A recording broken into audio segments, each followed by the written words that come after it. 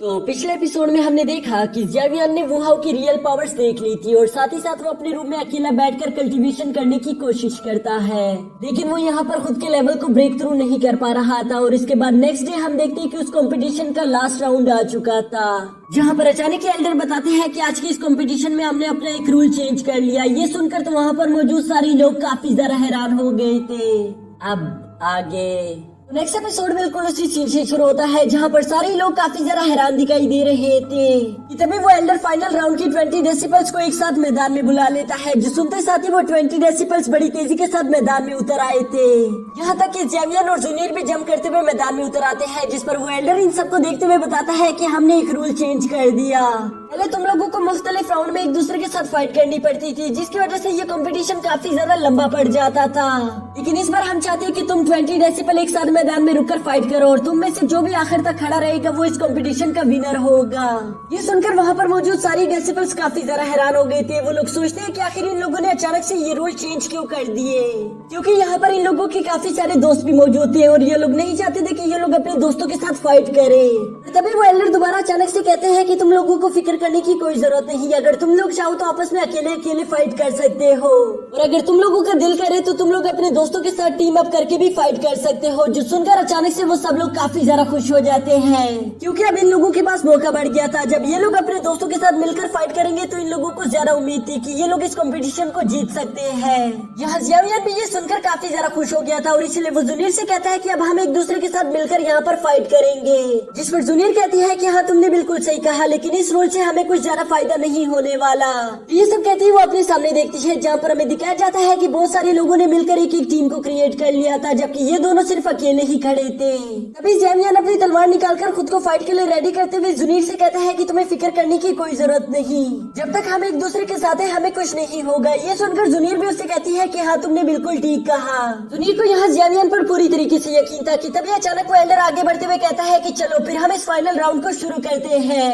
इसी के साथ हम देखते हैं कि इस कंपटीशन का लास्ट राउंड शुरू हो जाता है, जहाँ सारे लोग एक दूसरे के साथ फाइट कर रहे थे, जबकि ज़ेवियर यहाँ पर अभी जूनियर को इंतजार करने के लिए कहता है। वो उससे कहता है कि अभी के लिए तुम किसी पर भी अटैक मत करना, जबकि दूसरी तरफ वुहाओ और बाइशेंग अपने साथियों के साथ मिलकर वहाँ पर मौजूद सारे लोगों को बारी बारी करके खत्म कर रहे थे।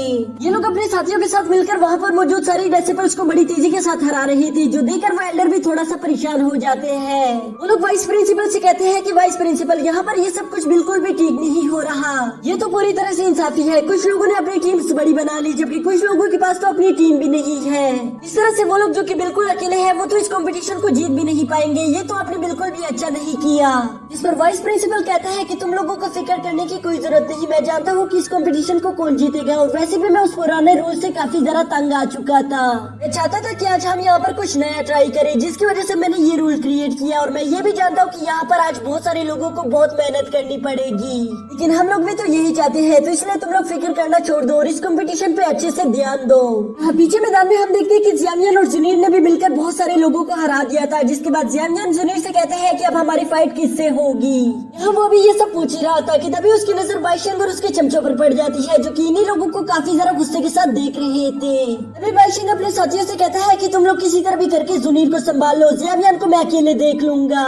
ये बात उसके चमचे जैसे ही सुनते हम देखते हैं कि उन्होंने बड़ी तेजी के साथ आगे बढ़ते हुए जूनियर पर अटैक करना शुरू कर दिया था, जहाँ ज़ेवियर भी जूनियर की मदद करने की कोशिश करता है, लेकिन बाइशेंग ने बीच में आकर उसे जोरों के साथ हिट करते हुए पीछे हटा दिया था, जिसकी वजह से अब ज़ेवियर के पास और कोई रास्ता नहीं बचता सिवाय इसके कि वो बाइशेंग के साथ फाइट करे। इसलिए हम देखते हैं कि उसने अपने हैवी सोर्ड के साथ बाइशेंग पर अटैक करना शुरू कर दिया था।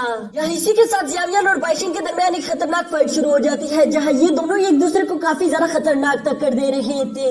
यहाँ लगातार अटैक्स की वजह से हम देखते हैं कि बाइशेंग काफी बुरी तरीके से थक चुका था, जबकि दूसरी तरफ ज़ेवियर अभी भी पूरी तरह से एक्टिव होता है, लेकिन वो यहाँ पर इस फाइट में पूरी तरह से अपना ध्यान नहीं लगा पा रहा था, क्योंकि साथ ही साथ उसे जूनियर की काफी ज्यादा फिक्र हो रही थी।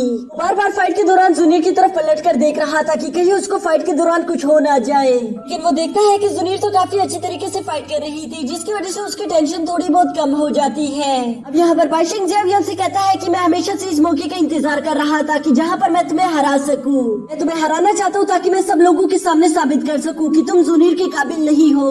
और ये सब कहते साथ ही हम देखते हैं कि बाइशंग अपने एक बहुत ही पावरफुल अटैक एक्टिवेट करने की कोशिश करना शुरू कर देता है, जबकि ऊपर बैठे वाइस प्रिंसिपल बाइशंग के इस अटैक को देखकर कहता है कि बाइशंग अपने अर्थ थंडर अटैक का इस्तेमाल इतनी जल्दी क्यों कर रहा है। ये तो उसका सबसे पावरफुल और खतरनाक अटैक है, आखिर वो इसका इस्तेमाल फाइट के शुरू में क्यों करेगा। उन्हें यहाँ पर कुछ समझ नहीं आ रहा था, जबकि दूसरी तरफ हम देखते कि ज़्यावियन भी इस अटैक को देखकर थोड़ा बहुत हैरान हो जाता है। लेकिन तभी अचानक हम देखते कि उसने भी अपनी green lotus fire flame activate कर ली थी ताकि वो बाइशंग की इस पावरफुल अटैक को ब्लॉक कर सके। जबकि बाइशंग यहाँ पर इस बात को अच्छे से जानता था कि आज तक उसकी इस अटैक को कोई भी ब्लॉक नहीं कर पाया, और इसलिए हम देखते हैं कि वो अपनी इस अटैक को ज़्यावियन पर चल देता है। ज़्यावियन उस अटैक को अपनी तरफ आता हुआ देखकर बड़ी तेजी के साथ जंप करते हुए अपनी तलवार को अपने सामने रख लेता है, जिसकी वजह से हम देखते हैं कि वहाँ पर अचानक से एक बहुत बड़ा एनर्जी ब्लास्ट हो गया था। ये देखकर वहाँ पर मौजूद सारे लोग काफी ज्यादा हैरान हो गए थे। उन्हें लग रहा था कि ज़्यावियन इस अटैक की वजह से काफी बुरी तरीके से घायल हो गया होगा, जबकि जुनीर भी ज़्यावियन के लिए काफी ज्यादा डर गई थी। पर जब धुआं हटता है तो हम देखते हैं कि ज़्यावियन बिल्कुल सही सलामत अपनी जगह पर खड़ा था। उसने अपनी ग्रीन लोटस फायर फ्लेम का इस्तेमाल करके उस अटैक को बहुत ही आसानी के साथ ब्लॉक कर दिया है। ये देखकर तो बाइशंग को यकीन ही नहीं आ रहा था, जबकि दूसरी तरफ वहाँ पर मौजूद एल्डर्स भी ये देखकर काफी ज्यादा हैरान हो गए थे। वो लोग कहते हैं कि ये ग्रीन फ्लेम काफी ज्यादा कमाल की दिख रही है, आज तक हमने इतनी पावरफुल फ्लेम किसी के पास भी नहीं देखी। ये तो एक बहुत ही अच्छा पिल मेकर होगा। जिस पर वो पिल मेकर डिपार्टमेंट का हेड कहता है, हाँ तुमने बिल्कुल सही कहा, ग्रीन लोटस फ्लेम काफी ज्यादा काम की होती है, तो इसलिए मुझे काफी अच्छा लगेगा अगर ज़्यावियन हमारे साथ मिलकर काम करे। जबकि यहाँ दूसरी तरफ मैदान में खड़ा हुआ ज़्यावियन बाइशंग से कहता है कि तुमने अपना अटैक कर लिया, मेरी अटैक करने की बारी। ये सुनकर बाइशंग खुद को पूरी तरीके से रेडी कर लेता है, जबकि दूसरी तरफ हम देखते हैं कि ज़्यावियन ने भी अपने हैवी सोर्ड को नीचे रख लिया था, और साथ ही साथ वो अपने पंचेस पर अपने ग्रीन लोटस फ्लेम को भी एक्टिवेट कर लेता है, जिसके बाद हम देखते हैं कि वो काफी तेजी के साथ आगे बढ़ते हुए उस पर अटैक करना शुरू कर देता है। यहाँ पर ज़्यावियन की रफ्तार काफी ज्यादा हाई थी, जिसकी वजह से बाइशंग तो उसे आसानी के साथ देख भी नहीं पा रहा था, जबकि दूसरी तरफ ज़्यावियन बहुत ही तेजी के साथ टेलीपोर्ट होकर उसे लगातार पंच पर पंच कर रहा होता है। ये देखकर वहाँ पर मौजूद एल्डर्स काफी ज्यादा हैरान हो गए थे। वो लोग कहते हैं कि आखिर इस लड़की की रफ्तार इतनी ज्यादा कैसे हो सकती है। तभी उनमें से एक एल्डर कहता है कि ये उसके हैवी सोर्ड का कमाल है, क्योंकि वो अपनी सोर्ड को हर वक्त अपने साथ लेकर फिरता है। यहाँ इतने ज्यादा वजन को उठाकर लगातार प्रैक्टिस करने की वजह से उसकी रफ्तार कई गुना ज्यादा बढ़ चुकी है, जिसकी वजह से बाइशंग उसे देख भी नहीं पा रहा। बाइशंग यहाँ पर मौका पाकर ज़्यावियन पर कुछ अटैक करने की कोशिश करता है, लेकिन ज़्यावियन ने बहुत ही आसानी के साथ वो सारे अटैक डॉज कर लिए थे, जिसके बाद वो आगे बढ़ते हुए अपना फाइनल अटैक बाइशंग पर कर देता है। इस अटैक की वजह से हम देखते हैं कि बाइशंग काफी बुरी तरीके से घायल हो चुका था, और ज़्यावियन बिल्कुल उसके सामने खड़ा होकर धीरे धीरे उसके नजदीक आ रहा होता है, जिसकी वजह से बाइशंग को थोड़ा थोड़ा डर भी लग रहा था। लेकिन तभी अचानक ज़्यावियन अपने अंदर कुछ अजीब चीजें महसूस करता है। वो देखता है कि उसके अंदर दो पावर्स अचानक से एक्टिवेट हो चुकी है। उसे समझ नहीं आ रहा था कि अचानक से ये सब उसके साथ क्या होने लगा है, लेकिन थोड़ी देर गौर करने के बाद वो समझ गया था कि उसकी बॉडी अब अपने लेवल को ब्रेक थ्रू करने वाली है, जिसकी वजह से वो अच्छे से फाइट नहीं कर पाएगा। ये सोचकर वो काफी ज्यादा परेशान हो गया था, जबकि वहाँ पर मौजूद ऊपर बैठे एल्डर्स भी ये समझ गए थे कि ज़्यावियन की बॉडी अपने लेवल को ब्रेक थ्रू कर रही है, इसलिए लगातार आगे फाइट करना उसके लिए काफी ज्यादा खतरनाक होगा। इसमें उसकी जान भी जा सकती है। बेहतर तो ये होगा कि यहाँ पर ज़्यावियन हार मान ले, लेकिन ये बात उसके लिए काफी ज्यादा बुरी होगी, क्योंकि उसने यहाँ पर पहुँचने के लिए काफी ज्यादा मेहनत की है। जबकि दूसरी तरफ हम देखते हैं कि बाइशंग ये देखकर काफी ज्यादा खुश हो गया था।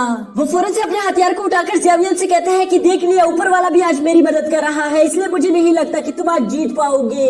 आज यहाँ पर चाहे जो भी हो जाए, लेकिन इस कंपटीशन को तो मैं ही जीतूंगा। जो सुनकर ज़्यावियन को काफी ज्यादा गुस्सा आ रहा था, और इसी के साथ हमारा ये एपिसोड भी यहीं पर खत्म हो जाता है।